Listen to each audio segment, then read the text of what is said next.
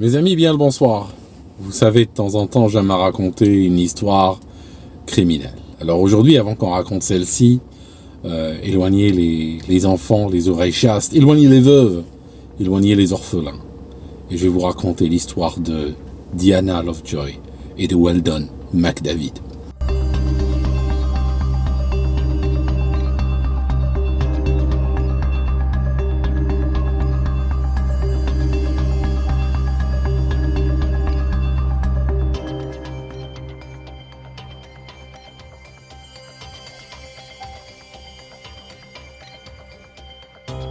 Alors nous sommes vers les années 2014-2015 en Californie.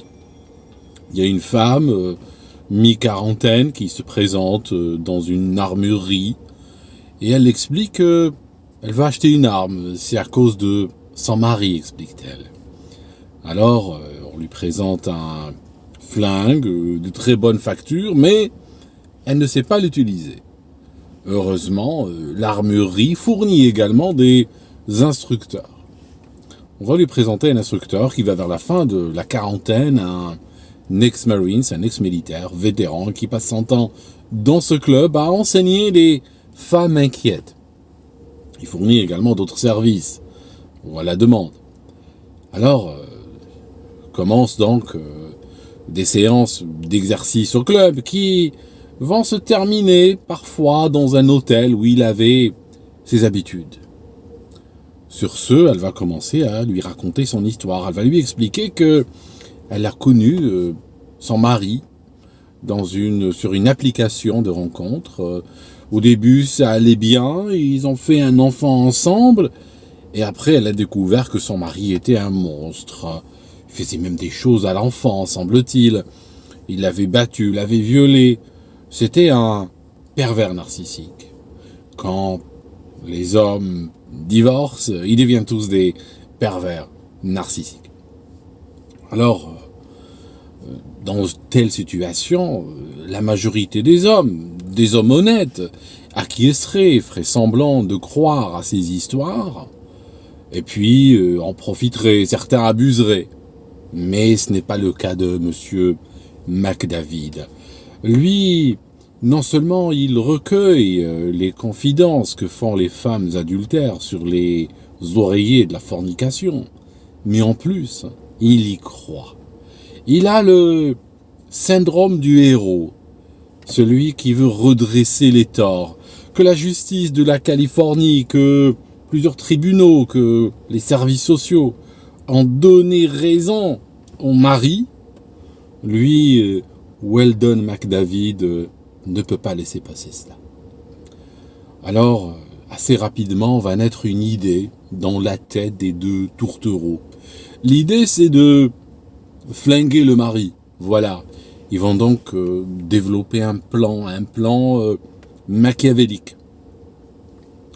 Au départ, elle va déjà fournir $2000 à monsieur McDavid. Alors, ce ne sera pas $2000 d'un coup, mais elle lui donne $1000 d'avance et elle lui promet encore $1000 une fois que la chose sera conclue. Donc une fois que le certificat de décès sera entre ses mains. De toute façon, comme il l'expliquera plus tard, on ne tue pas un homme pour cette somme-là. On ne tue pas un homme pour $2000. Lui, il a un travail, c'est pas un désespérado, c'est pas un toxico. Tu tuerais jamais un homme pour $2000. Mais en tout cas, commettre un crime, ça engage des frais, hein, c'est pas gratuit, donc il ne peut être que de bon ton, de d'effrayer, c'est un défraiement plus qu'autre chose, que d'effrayer l'exécutant de manière généreuse, ce qui fut chose faite. Alors, ce qu'il va faire, c'est que il va téléphoner au mari un soir, juste comme ça, à l'improviste, il va l'appeler, prendre une voix menaçante et il lui dira ceci. Je suis un détective privé. J'ai été payé pour enquêter sur vous. J'ai découvert des choses épouvantables. Je peux les donner à mon client. Je peux les fournir aussi à la police. Mais si vous me payez suffisamment, je peux vous donner ces éléments et garder le silence. Le L'homme en question, le mari, raccroche tout de suite. Il n'est pas confortable avec cette approche. Il va même téléphoner à la police. La police ne va pas prendre au sérieux cette histoire des plaisantins qui, en Californie, téléphonent le soir à des gens pour les tourmenter avec des propos ou d'autres. Il y en a légion. Ils vont pas poursuivre ou ouvrir une enquête pour une histoire pareille. Lui, en tout cas, sait que ça ne peut venir que de son épouse parce que il est impliqué dans un divorce qui ne finit pas de se terminer. Il y a cette garde d'enfant. L'enfant a d'abord été la garde de la femme, il a été donné exclusivement à l'épouse. Par la suite, il a été retiré à l'épouse et donné au mari.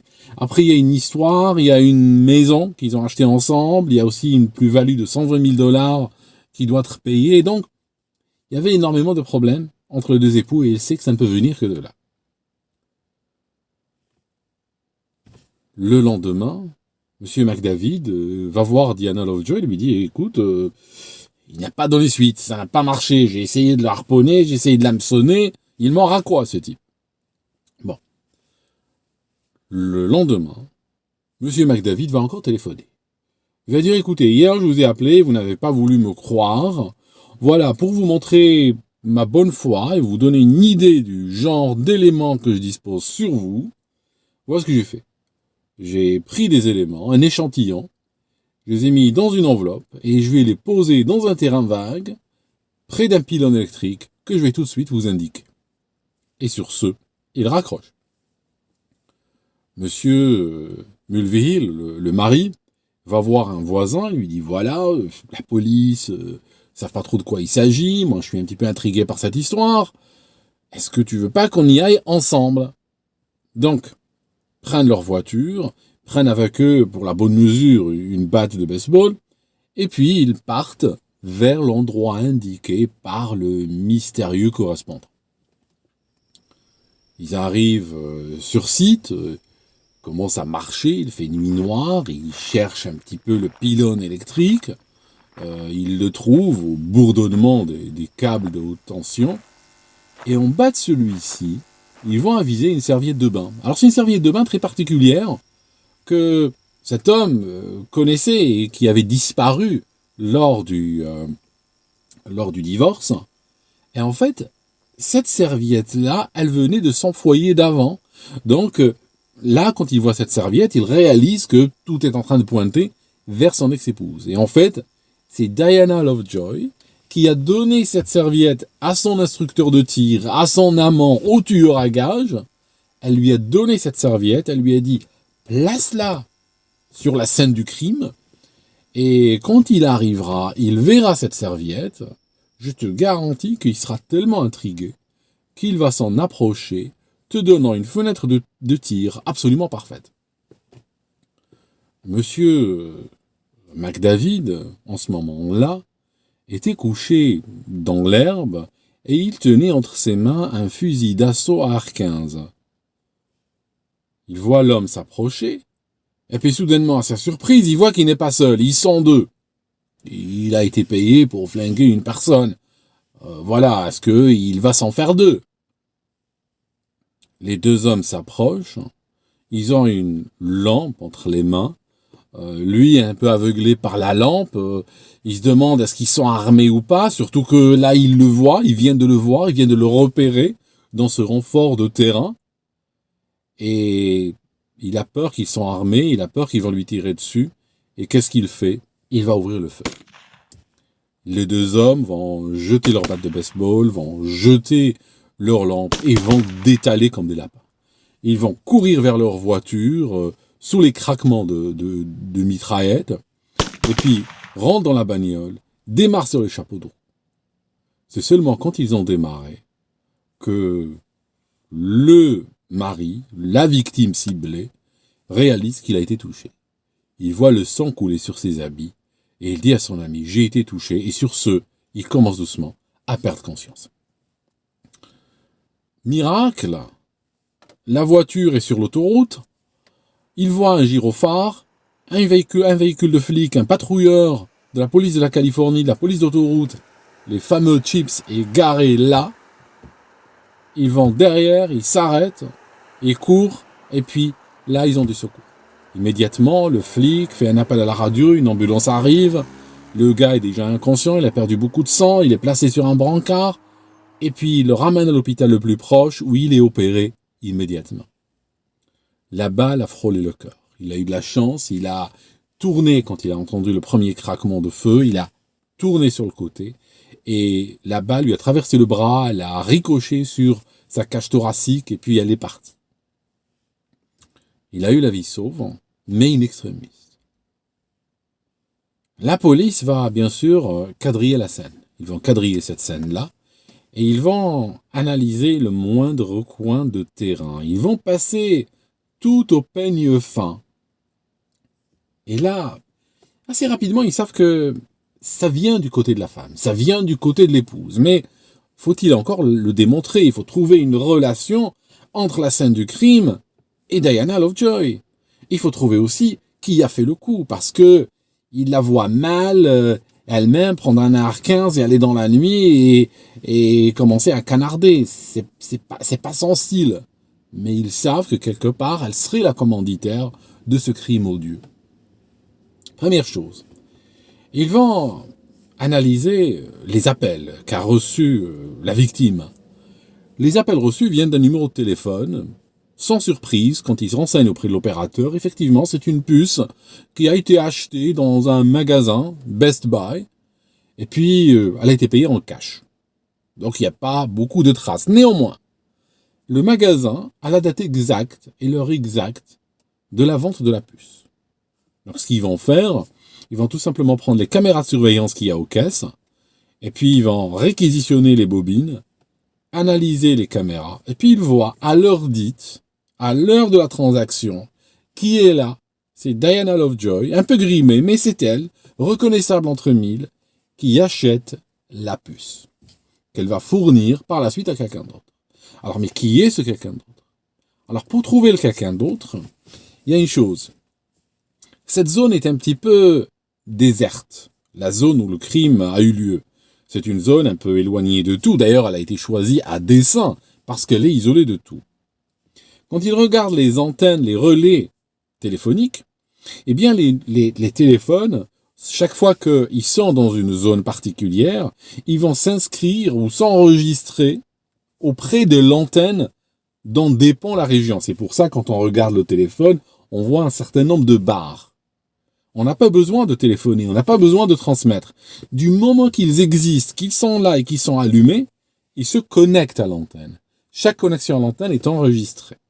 Donc, sans surprise, ils trouvent cette puce, bien entendu, était dans la région où le crime a été commis. Ça, c'est pas la question.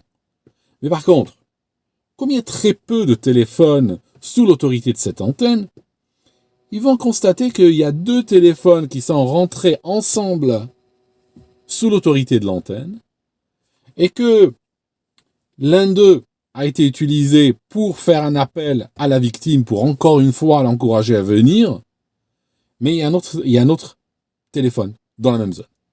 C'est que le tueur, M. McDavid, avait avec lui un deuxième téléphone, son téléphone donc personnel cette fois-ci, qu'il a utilisé pour rappeler justement Lovejoy et lui dire voilà, je suis sur scène, je suis prêt. Donc en fait, ces 2 téléphones sont côte à côte dans les logs de l'antenne. Donc là, effectivement, ils savent que c'est McDavid qui était là, qui était sur le coup. Ils vont aller l'arrêter, commencent à l'interroger, et là, lui, il va nier. Non, j'étais pas là, vous n'avez pas de preuves, je sais pas de quoi vous parlez, j'ai pas de raison de tirer sur un mec, etc. Il est dans le déni total. Et soudainement, cette posture va devenir absolument intenable suite à une révélation absolument extraordinaire que les flics vont lui faire. Alors c'est un peu scabreux, je vous préviens tout de suite, mais souvent, dans ces crimes, on est très rapidement dans ce domaine-là. Les flics vont le laisser parler pendant un bon moment, puis après ils vont lui dire « Quand vous étiez sur scène, est-ce que vous n'avez pas fait quelque chose de particulier ?» Lui, il dit « Non, rien, parce que j'étais pas là, mais soudainement, on sent qu'il commence à se décomposer. » Ils vont lui dire Vous n'avez pas fait par hasard la grosse commission? Parce que justement, quand ils ont passé la police scientifique avec leur tenue blanche, quand ils passent tout au Fanny-Pain, ben, ils trouvent de tout. Et dans ce cas-là, ils ont trouvé des excréments humains assez frais pour justifier un intérêt particulier. Ils les ont ramassés, fait analyser au laboratoire. C'était son ADN. C'était son ADN à lui. Parce qu'effectivement, dans ce genre de choses, on trouve des cellules et tout ça, et puis il y a suffisamment d'ADN pour faire un profilage parfait. Donc on sait qu'il était là. Néanmoins, il ne va pas avouer pour autant. Il va dire, ah oui, je me rappelle maintenant, je connais cet endroit. Il y a quelques jours, j'étais là, j'ai fait du footing, et puis ma foi, bon, voilà, un besoin pressant est arrivé, j'ai dû me soulager dans la nature, et puis comme par hasard, c'est dans ce même lieu qu'un crime a été commis, 24 heures ou 12 heures plus tard, ma foi, bon, voilà, on peut pas connecter les deux, pas si vite. Néanmoins, les flics qui vont un petit peu le taquiner sur cette femme, ils vont dire, est-ce que vous ne pouvez pas nous dire qui est cette femme qui vous fait faire dans votre pantalon, littéralement? Dites-nous qui est ce commanditaire, eux ils savent, mais ils ont envie que ça vienne de lui. Néanmoins, son histoire va collapser immédiatement quand ils vont lui annoncer quelque chose. Quand il s'est soulagé dans la nature, sur la scène du crime, littéralement, il s'est essuyé avec la serviette rouge. La serviette qu'il avait utilisée, qui lui avait été donnée pour attirer justement la victime jusqu'à l'endroit où il devait la battre. Eh bien, comme il avait attendu la victime un bon moment, il avait décidé de se soulager, et puis n'ayant rien sous la main que cette serviette, il va l'utiliser. Il y a son ADN dessus. La connexion, cette fois-ci, n'est plus discutable. Les deux, donc lui et cette femme, sont inculpés, ils vont aller au tribunal, et ils vont tenter de se défendre. Madame Lovejoy va juste se défendre en disant « Jamais je n'aurais commis ça, jamais je n'aurais commandité un crime contre le papa de mon fils. » Durant le tribunal aussi, McDavid va se défendre d'une autre manière. Lui, il va dire « Moi, bon, voilà, je suis un ex-marines, je peux casser la patte à un corbeau à 100 mètres avec un AR-15.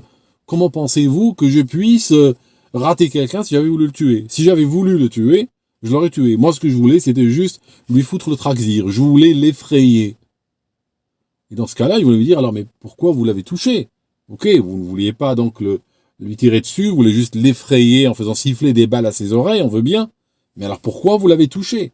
Vous qui êtes l'expert en tir. » Ben, il dit c'était un accident, c'était pas vraiment ce que je voulais. On ne sait plus vraiment ce qu'il veut pas. Durant cette séance aussi, ou ces séances au tribunal, durant ce procès, l'histoire du divorce va aussi s'étaler. Ça veut dire qu'on va revenir sur tout ce qu'elle a raconté à M. McDavid. Et là, il va voir sous ses yeux sa vie défiler quand il verra qu'elle lui a menti. En fait, l'enfant initialement a été confié à la mère parce qu'elle a déclaré que le père abusait de lui. Après, il y a une enquête approfondie qui a été faite et on a pu prouver par A plus B qu'elle mentait. Et c'est sur cela qu'elle a perdu la garde de l'enfant et que l'enfant est parti chez son père, justement. Et elle a menti sur tout le reste. Et donc, elle avait chargé ce McDavid et lui avec son syndrome des héros et voulait juste aller intervenir et réparer un tort qui, au final, n'existait que dans les fantasmes et dans la tête tordue de cette femme. Le verdict va tomber. Le verdict, ça sera 26 ans pour Diana Lovejoy. 25 ans, plus 1 an. Quand elle sortira, si elle sort un jour, elle aura 71 ans. Monsieur McDavid, Weldon McDavid, le tireur, lui, il a la cinquantaine au moment où on prononce le verdict et le tribunal le condamne à 50 ans de prison. Ça signifie qu'il faudra qu'il vive jusqu'à un siècle, centenaire, s'il veut revoir la lumière du jour. Diana Lovejoy, réalisant qu'elle va passer le reste de sa vie en prison, elle va s'effondrer, elle va faire une scène, on ne sait pas si elle simule ou pas, mais elle va s'effondrer, et puis ils vont la ramasser, la sortir, l'emmener à l'hôpital. Mais voilà, les deux qui étaient impliqués dans cette histoire qui est sortie de leur tête, ont fini leur reste, ou vont finir plutôt, le reste de leur vie, dans un pénitencier en Californie. Merci mes amis d'avoir suivi cette histoire, et on se voit dans une autre.